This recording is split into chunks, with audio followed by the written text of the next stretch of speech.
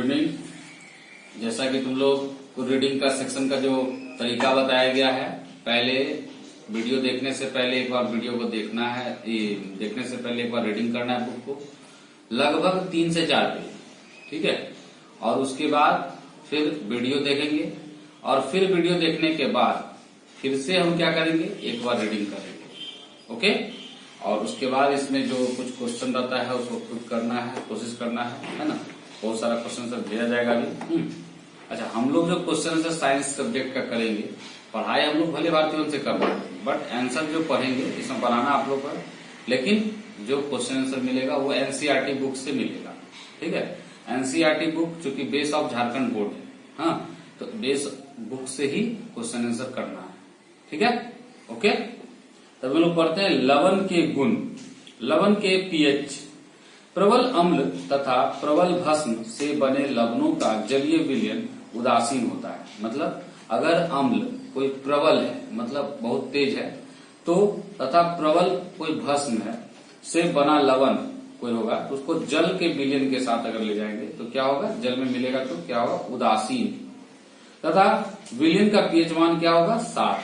उदाहरणार्थ KCl potassium chloride, sodium chloride, potassium nitrate और NH2SO4 sodium sulphate आदि जल में उदासीन विलयन देता है। अगर इस सबको जल के साथ बुलाएंगे तो क्या देगा हमको, उदासीन, मतलब उसमें ज्यादा तेज नहीं रहेगा वो।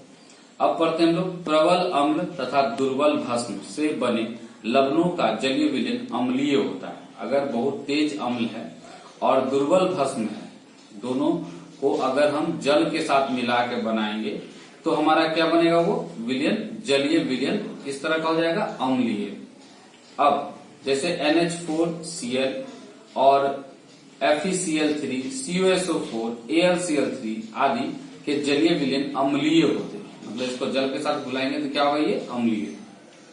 तथा विलयन का पीएच मान 7 से कम होगा। और विलयन का पीएच मान क्या होगा, 7 से कम। 7 से कम का मतलब होगा कि यह जो है पीएच मान जो 7 से कम होता है उसका मान क्या हो गया, वो अम्लीय हो गया। 7 हुआ तो मतलब उदासीन, और 7 से ज्यादा है यानी 8, 9, 10, तो इसका मतलब हो गया क्या, वह क्षारीय। दुर्बल अम्ल और प्रबल भस्म से बने लवणों का जलीय विलयन क्षारीय होता है तथा विलयन का पीएच मान 7 से अधिक होगा। Na2CO3 sodium carbonate, NaHCO3 sodium bicarbonate और CH3CONA तथा NaCN के जलीय विलयन क्षारीय होता है। मतलब ये सब के साथ अगर जल के साथ बुलाएंगे तो क्या हो जाएगा, क्षारीय। कुछ उपयोगी लवण देखते हैं, कुछ उपयोगी लवण जो हम लोग उपयोग करते हैं। सोडियम हाइड्रोक्साइड तथा हाइड्रोक्लोरिक अम्ल की अभिक्रिया से सोडियम क्लोराइड प्राप्त होता है। सोडियम हाइड्रोक्साइड मतलब NaOH, अगर HCl से अभिक्रिया कराएंगे तो NaCl यानी सोडियम क्लोराइड और जल निकलेगा। तो भारत में 95% सोडियम क्लोराइड यानी साधारण नमक समुद्री जल के वाष्पीकरण के द्वारा प्राप्त किया जाता है। कैसे बनता है, समुद्र का पानी को वाष्प के द्वारा निकाल लिया जाता है, तो बचा जो उसमें नमक है वह प्राप्त होता है। हमारे देश में नमक का स्रोत समुद्री जल एवं चट्टान है। समुद्र का जल और चट्टान है। वाष्पीकरण द्वारा प्राप्त साधारण नमक है Na2SO4, MgCl2, MgSO4, calcium carbonate आदि, CaCl3 जिसको कहते हैं लवण अशुद्धि के रूप में पाए जाते हैं। मतलब ये सब जो वाष्पीकरण के द्वारा निकालते हैं तो उसमें क्या, ये सब भी अशुद्धि के रूप में रहता है। सेंधा एवं काला नमक, काला सेंधा नमक को जमीन खोदकर कादानों से प्राप्त किया जाता है। इस नमक में अशुद्धि के रूप में लाल चिकनी मिट्टी के कण मिले होते हैं। इसमें अशुद्धि के रूप में क्या रहता है, लाल चिकनी मिट्टी, जिससे नमक का रंग भूरा हो जाता है। और नमक का रंग कैसा हो जाता है, भूरा। आयोडीन युक्त नमक, घेगा बीमारी, हमारे आहार में आयोडीन की कमी से होती है।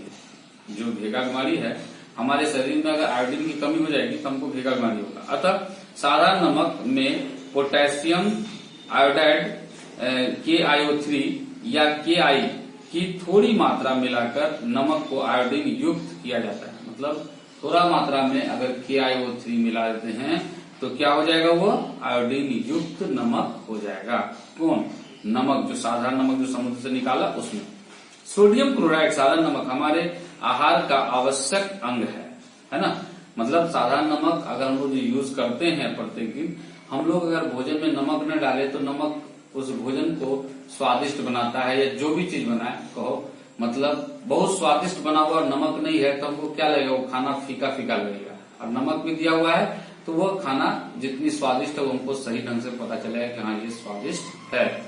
तो इसलिए नमक हमारे लिए बहुत आवश्यक अंग है उस भोजन का। इसका उपयोग सही प्रकार के भोज्य पदार्थों को बनाने में होता है। नमक का उपयोग आचार के परिरक्षण, अभी आम का अचार लगभग लोग घरों में बना होगा और उसमें नमक पड़ा होगा, है ना, तो नमक उसको हम लोग परिरक्षण के लिए रूप में रखते हैं ताकि आम सड़े नहीं। अच्छा, नमक का उपयोग साबुन के कल्पन में भी होता है। नमक का उपयोग किस चीज में होता है, साबुन के कल्पन विधि में भी, है ना।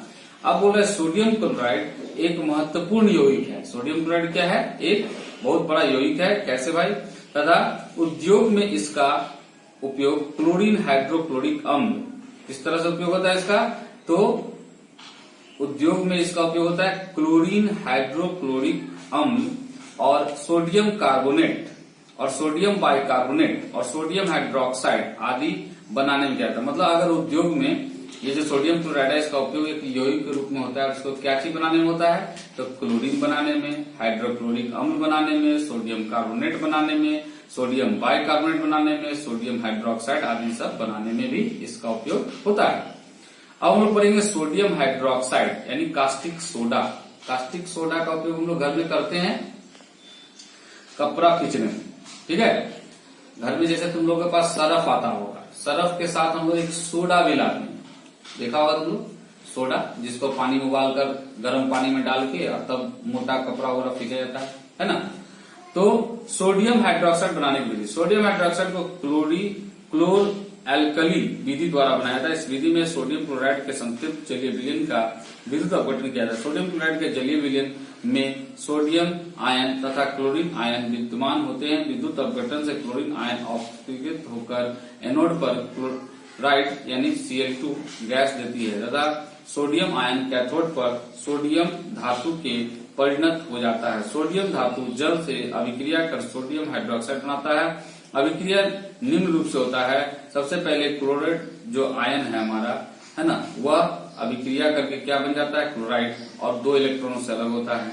उसी तरह सोडियम आयन जो हमारा कैथोड पे, वह 2 इलेक्ट्रॉन लेकर क्या बनाता है, सोडियम आयन बना दिया। तब हमारा क्या होता है, फिर वो सोडियम आयन और जल जब विक्रिया करेगा तो हमारा सोडियम हाइड्रोक्साइड बन जाएगा और साथ में हाइड्रोजन अलग होगा।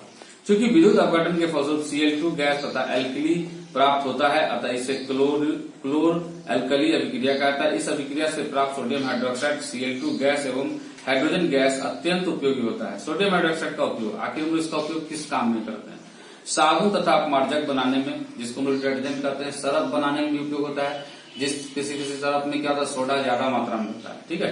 कागज बनाने में इसका उपयोग होता है ना। और प्रयोगशाला में अभिकर्मक के रूप में, यानी जो साफ करने के लिए किस चीज का उपयोग करते हैं, तो अभिकर्मक के रूप में इसका उपयोग होता है। अच्छा, हाइड्रोजन गैस का उपयोग, वनस्पति तेल का हाइड्रोजनीकरण कर उन्हें वनस्पति घी में परिणत करते हैं। हम लोग मार्केट से लाते हैं, डालडा लाते हैं, तो जो वनस्पति तेल होता है उसको किस रूप में हाइड्रोजनीकरण के द्वारा बदल दिया जाता है, वनस्पति घी, जिसको हम लोग डालडा कहते हैं। हैबर विधि द्वारा अमोनिया बनाने, और हैबर विधि के द्वारा इसका क्या बनता है, अमोनिया। क्लोरीन गैस का क्या उपयोग, कपड़ों एवं कागज का विरंजित करने में, हम लोग जिसको संरक्षित करते हैं उसको विरंजन यहाँ पे कर रहा है, कपड़े को और कागज को विरंजन करने में, है ना, संरक्षित करके रखने में उसका उपयोग होता है। कीटाणुनाशक होने के कारण पेयजल को शुद्ध करने में, जैसे कोई मान लो हम लोग जानते हैं इसका नाम है कीटाणुनाशक, तो ये क्या करता है, इसका उपयोग हम लोग किस रूप में करते हैं, पेयजल को शुद्ध करने में। जैसे लोग सुने होंगे कि यह शुद्ध पानी या सप्लाई पानी आ रहा है, उसमें मोस्टली जो है विरंजक यानी क्लोरीन के रूप में ही डाल के उसको पहले क्लोरीनीकृत किया जाता है पानी को। उससे क्या होता है, उसमें विषाणु जीवाणु सब मर जाते हैं, ठीक है। विरंजक चूर्ण बनाने में, जैसा भी तुम लोग देखे होंगे बहुत सारी जगह पे बोल रहा होगा, क्या कर रहा है, तो ब्लीचिंग पाउडर वगैरह छीटा जाता है ना, तो वो ब्लीचिंग पाउडर जो है वही हुआ विरंजक चूर्ण, और उसको छीटने के बाद वहां बहुत सारा कीटाणु विषाणु ये सब जी नहीं आता है। सोडियम बाइकार्बोनेट, खाने का सोडा, जैसे घर में लोग देखे होंगे कि घर में निमकी बनता है या कुछ मटर वगैरह का घुगनी वगैरह बनेगा तो उसमें क्या पड़ता है, बेकिंग सोडा पड़ता है, जिसको हम लोग कहते हैं खाने वाला सोडा। सोडियम बाइकार्बोनेट को खाने वाला सोडा भी कहा जाता है। जैसे हम लोग सोडियम कार्बोनेट को पढ़े, अभी वहां बोल रहा है सोडियम बाइकार्बोनेट, तो सोडियम बाइकार्बोनेट हमारा क्या हो गया, खाने वाला सोडा। ठीक है, सोडियम हाइड्रोक्साइड था खींचने वाला सोडा, जिसको हम लोग डिटर्जेंट के रूप में उपयोग करते हैं, और यहाँ पे बोल रहा है खाने वाला सोडा के बारे में देखते हैं। इसे प्राय अमोनिया सोडा भी विधि या साल्वे विधि द्वारा तैयार किया जाता है। इसको कैसे तैयार करते हैं, अमोनिया सोडा विधि या साल्वे विधि द्वारा। अमोनिया सोडा विधि या साल्वे विधि, देखो सिद्धांत, अमोनिया गैस से संतृप्त सोडियम क्लोराइड के संतृप्त जलीय विलयन में कार्बन डाइऑक्साइड गैस प्रवाहित करने के फलस्वरूप सोडियम बाइकार्बोनेट प्राप्त होता है। क्या बोल रहा है यहाँ पे, तो मतलब अमोनिया गैस में से अगर मान लो संतृप्त सोडियम क्लोराइड के संतृप्त जलीय विलयन यानी ब्राइन में अगर कार्बन डाइऑक्साइड गैस प्रवाहित करते हैं तो हमको क्या मिलेगा, सोडियम बाइकार्बोनेट। देखो इसी का अभिक्रिया के द्वारा दिखाया है, sodium chloride plus H2O plus CO2 plus NH3 अभिक्रिया कराया तो क्या बना, अमोनियम क्लोराइड, और साथ में बना सोडियम बाइकार्बोनेट। तो इसका गुण, सोडियम बाइकार्बोनेट का जलीय विलयन क्षारीय होता है, जल में अगर घुला देंगे तो क्या होगा, ये क्षारीय तथा इसका विलयन का मान pH मान 7 से अधिक होता है। सोडियम बाइकार्बोनेट अम्लों को उदासीन करता है, अम्लों को क्या कर देता है, उदासीन, तथा अभिक्रिया के फलस्वरूप कार्बन डाइऑक्साइड गैस निकलता है, और जब अभिक्रिया होगा तो क्या निकलेगा, कार्बन डाइऑक्साइड गैस। वही चीज को दिखाया है, सोडियम बाइकार्बोनेट HCl यानी अम्ल है, अभिक्रिया कराया तो सोडियम क्लोराइड बना और साथ में कार्बन डाइऑक्साइड अलग हुआ, साथ में जल अलग हुआ। सोडियम बाइकार्बोनेट को गर्म करने पर यह सोडियम कार्बोनेट तथा कार्बन डाइऑक्साइड अपघटित होगा। अगर सोडियम बाइकार्बोनेट को अगर हम गर्म करते हैं यानी सोडा को, खाने वाला सोडा को, तो हमारा क्या निकलेगा, सोडियम कार्बोनेट और साथ में H2O और कार्बन डाइऑक्साइड दोनों ही निकलेगा। सोडियम बाइकार्बोनेट का उपयोग किस चीज में होता है, बेकिंग पाउडर बनाने में। बेकिंग पाउडर खाने का सोडा तथा टार्टरिक अम्ल का मिश्रण होता है। जब बेकिंग पाउडर को जल में घुलाकर गर्म किया जाता है तो निम्न अभिक्रिया होती है। मतलब बेकिंग पाउडर को हम लोग किस चीज में उपयोग करते हैं, यहाँ पे तो इसका बनाते हैं, तो इसके लिए क्या होता है, इसमें बनाने के लिए हमको होता है सोडियम, ये खाने वाला सोडा तथा टार्टरिक अम्ल का मिश्रण होता है, जो बेकिंग पाउडर हम लोग घर में यूज करते हैं।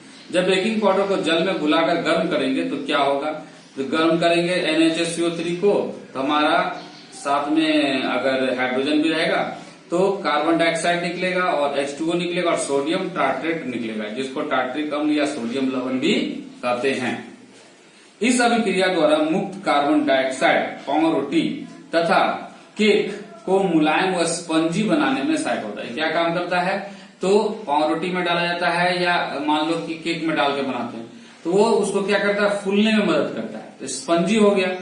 अच्छा, अभिक्रिया के फलस्वरूप बना सोडियम कार्बोनेट टार्ट्रिक अम्ल द्वारा उदासीन हो जाता है। यदि बेकिंग पाउडर में टार्ट्रिक अम्ल नहीं हो तो केक का स्वाद कड़वा हो जाएगा। अगर मान लो कि बेकिंग पाउडर में अगर टार्ट्रिक अम्ल नहीं रहेगा, है ना, और केक हम लोग बनाएंगे उसको डाल के, तो क्या हो जाएगा, वो कड़वा हो जाएगा। कौन, केक। सोडियम बाइकार्बोनेट पेट की अम्लता को कम करने की औषधि एंटासिड के रूप में प्रयोग किया जाता है। सोडियम बाइकार्बोनेट पेट में उपस्थित अत्यधिक अम्ल को उदासीन कर देता है। इनो लवण सोडियम बाइकार्बोनेट तथा सिट्रिक अम्ल का मिश्रण होता है।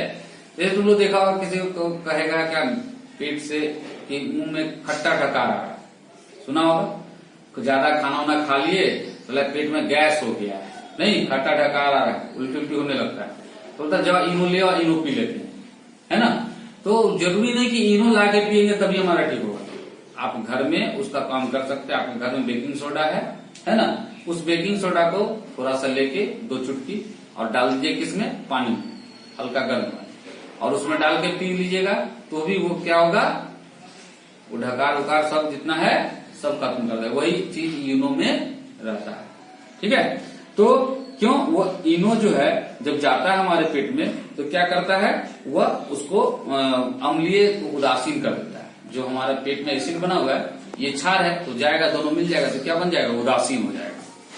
सोडियम बाइकार्बोनेट का उपयोग अग्निशामक यंत्रों में भी किया जाता है।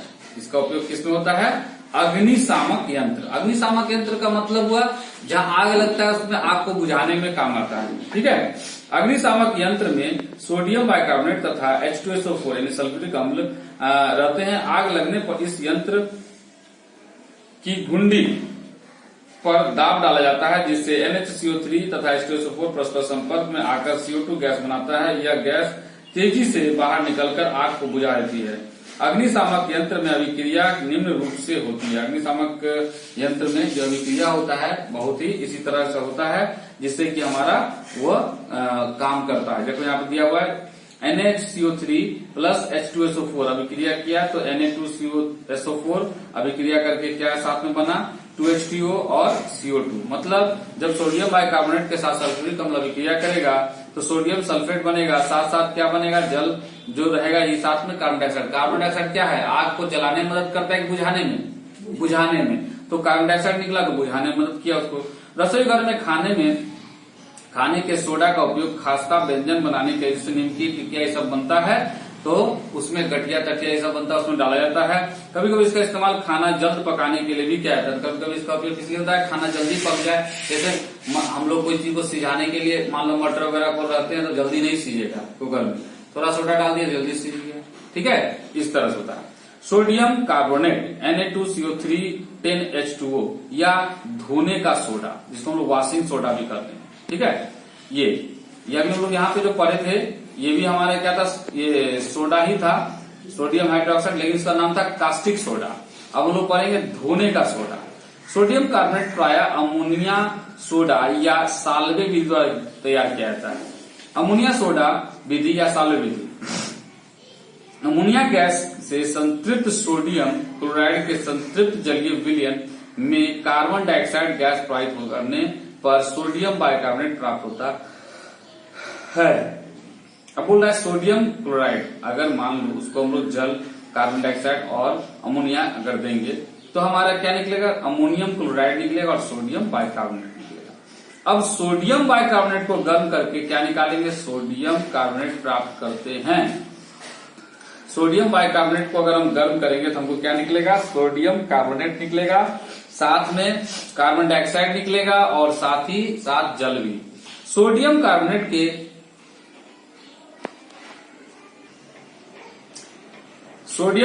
के रवाकरण से धोने का सोडा यानी Na2SO3 10H2O प्राप्त होता है। जब सोडियम कार्बोनेट के रवाकरण को से धोने का सोडा हम लोग को प्राप्त होता है, सोडियम कार्बोनेट का अगर रवाकरण कर देंगे सुखा के तो इसका गुण क्या है, Na2CO3 जलीय विलयन क्षारीय होता है। Na2CO3 का जलीय विलयन क्या होता है, क्षारीय। अच्छा, Na2CO3 अम्लों का उदासीन बनाता था। अभिक्रिया के फलस्वरूप CO2 गैस निकलती है। Na2CO3 को अम्ल उदासीन होता है और साथ में अभिक्रिया के फलस्वरूप क्या निकलेगा, कार्बन डाइऑक्साइड। यही चीज का अभिक्रिया दिया है Na2CO3 2HCl plus 2NaCl plus H2O plus carbon dioxide. तो सोडियम कार्बोनेट यानी Na2CO3 10H2O को तीव्रता से गर्म करने पर, अगर हम लोग इसको बहुत ज्यादा जल्दी से गर्म करेंगे तो अनाद्र Na2CO3 निकलेगा। अनाद्र मतलब हो गया इसमें पानी नहीं रहेगा। Na2CO3 10H2O को जब गर्म करेंगे तो हमारा अनाद्र Na2CO3 निकलेगा और साथ में जल हमारा इससे विलक हो जाएगा। अनाद्र सोडियम कार्बोनेट को सोडा ऐश कहते हैं। ऐश मतलब क्या था, राख। सोडा का राख मतलब डस्ट मिला। अब है उत्फुलन, धोने के सोडा को हवा में खुला छोड़ने पर यह रवाकरण के जल को त्याग कर सोडियम कार्बोनेट मोनोहाइड्रेट का चूर्ण हो जाता है। अगर हम सोडियम मान लो या सोडा ऐश को क्या करेंगे, धोने वाला सोडा को अगर हम मान लो खुला वातावरण में ऐसे ही छोड़ देंगे तो क्या होगा, अभिक्रिया करके क्या हो जाएगा, सोडियम कार्बोनेट मोनोहाइड्रेट का चूर्ण हो जाएगा। अब है Na2CO3 10H2O को अगर हम लोग ऐसे रख दिया तो क्या बन गया, वही सोडियम कार्बोनेट मोनोहाइड्रेट का चूर्ण बन गया Na2CO3 H2O। तब सोडियम कार्बोनेट के विलयन में CO2 गैस प्रवाहित करने पर सोडियम बाइकार्बोनेट बनता है। अगर सोडियम कार्बोनेट के विलयन में CO2 गैस अगर हम प्रवाहित करते हैं तो क्या बनता है, सोडियम बाइकार्बोनेट। वही चीज यहाँ दिखा रहा है, सोडियम कार्बोनेट और प्लस जल और कार्बन डाइऑक्साइड के साथ अभिक्रिया कराएंगे तो क्या बनेगा, सोडियम बाइकार्बोनेट। धोने का सोडा का उपयोग, कपड़ा आदि धोने में इसका उपयोग होता है। यह प्रयोगशाला में अभिकर्मक के रूप में व्यवहार किया जाता है। अभिकर्मक बताया तुमको क्या, किसी चीज को साफ विरंजन करने में, कांच, कागज, साबुन आदि को उत्पादन करने में, कांच को बनाने में उपयोग होता है, कागज बनाने में, साबुन बनाने में, जल का अस्थायी खारापन दूर करने में, जल में जो खारापन होता है उसको भी दूर करने में Na2CO3 का उपयोग होता है। खारा जल में Ca2 अर्थात कैल्शियम आयन और मैग्नीशियम आयन, ठीक है, ये जो ऊपर में 2+ लिखा हुआ मतलब धन आयन, माइनस अर्थात ऋण आयन, ठीक है, और मैग्नीशियम आयन रहते हैं। खारा जल में सोडियम कार्बोनेट Na2CO3 मिलाने पर जल में उपस्थित कैल्शियम आयन और मैग्नीशियम आयन क्रमशः CaCO3 कैल्शियम कार्बोनेट और मैग्नीशियम कार्बोनेट बनकर अवक्षेपित हो जाते हैं। मतलब जब इसमें हम लोग मिलाते हैं Na2CO3 तो क्या हो जाता है, कैल्शियम कार्बोनेट बन के निकल जाता है, एक तो मैग्नीशियम कार्बोनेट बन के निकल जाता है। विरंजक चूर्ण, शुष्क बुझे हुए चूने CaOH2 को 40 डिग्री टेम्परेचर तक तप्त कर उसे ऊपर क्लोरीन गैस प्रवाहित करने पर विरंजक चूर्ण प्राप्त होता है। जो विरंजक चूर्ण हम लोग बोले अभी विषाणु और जीवाणु को मारने में मदद करता है, तो वो हमारा विरंजक चूर्ण का उपयोग कैसे बनता है, तो शुष्क बुझा हुआ चूना को अगर हम 40 डिग्री टेम्परेचर तक क्लोरीन गैस उसमें प्रोवाइड करेंगे तो हमारा विरंजक चूर्ण प्राप्त होगा। इसको रिएक्शन दिखाया है, CaOH2 + Cl2 अभिक्रिया करके क्या बना, विरंजक चूर्ण और जल। यह सफेद चूर्ण है जिसमें क्लोरीन की गंध होती है। विरंजक चूर्ण में देखो क्लोरीन का हल्का हल्का गंध रहेगा। आर्द्र कार्बन डाइऑक्साइड का प्रभाव, ब्लीचिंग पाउडर अत्यंत अस्थायी यौगिक है तथा वायुमंडल से CO2 एवं आर्द्रता ग्रहण कर क्लोरीन गैस देता है। मतलब ब्लीचिंग पाउडर क्या है, बहुत ही अस्थायी, मतलब जिसको कह सकते हैं हमेशा के लिए रहने वाला नहीं यौगिक है, और वायुमंडल में कार्बन डाइऑक्साइड से आर्द्रता ग्रहण कर क्लोरीन गैस निकलता है।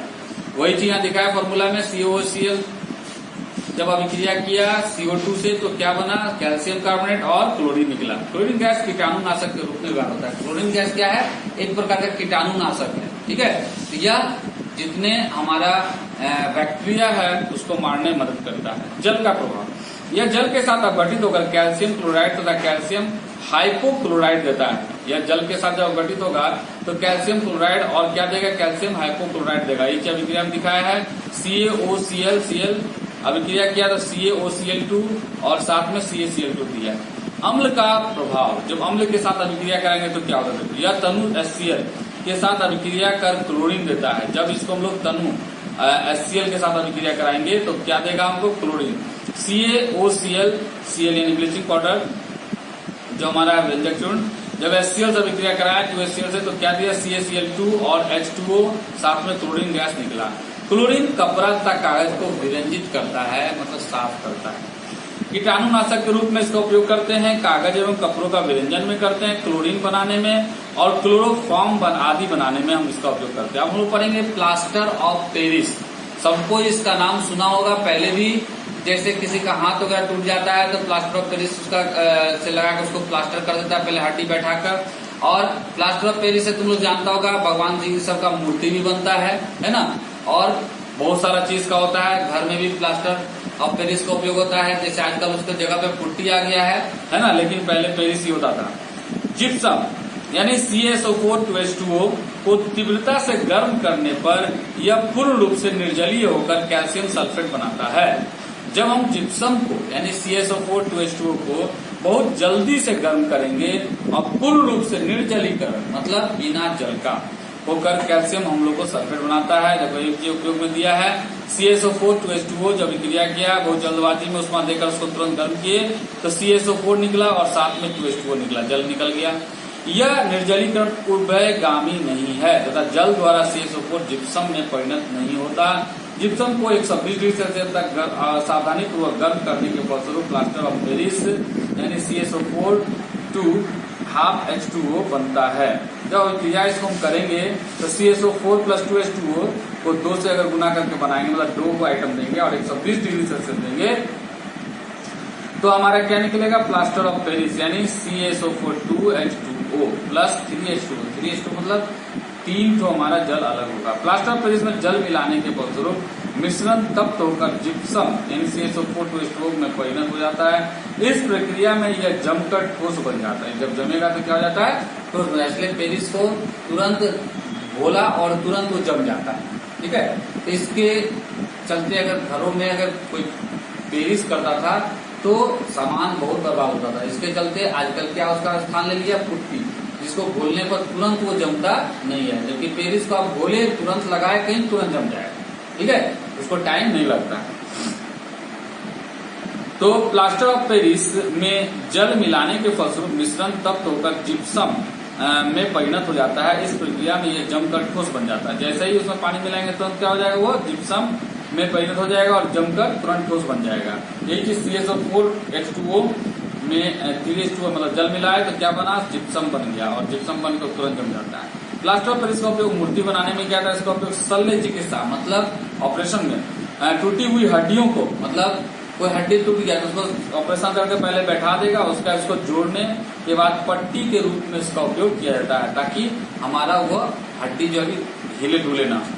अब रवाकरण के जल, लवण जिनमें रवाकरण के जल होते हैं वे जल योजित लवण कहलाते हैं। जैसे तुतिया यानी CuSO4 5H2O, धोने का सोडा यानी Na2CO3 10H2O तथा जिप्सम CaSO4 2H2O, जिन्हें लवणों में रवाकरण के जल नहीं होते वे अनाद्र लवण कहलाते हैं।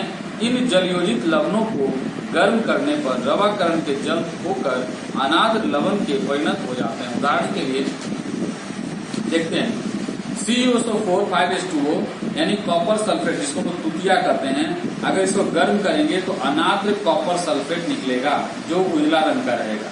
ठीक है, CuSO4 प्लस 5H2O जल निकल गया।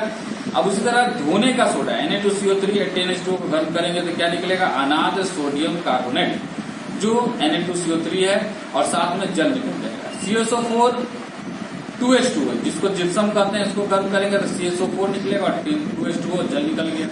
जिप्सम को अगर हम मान लो 2 भाग लेते हैं और 120 डिग्री सेल्सियस पर गर्म करते हैं तो प्लास्टर ऑफ पेरिस और जल अलग हो जाता है।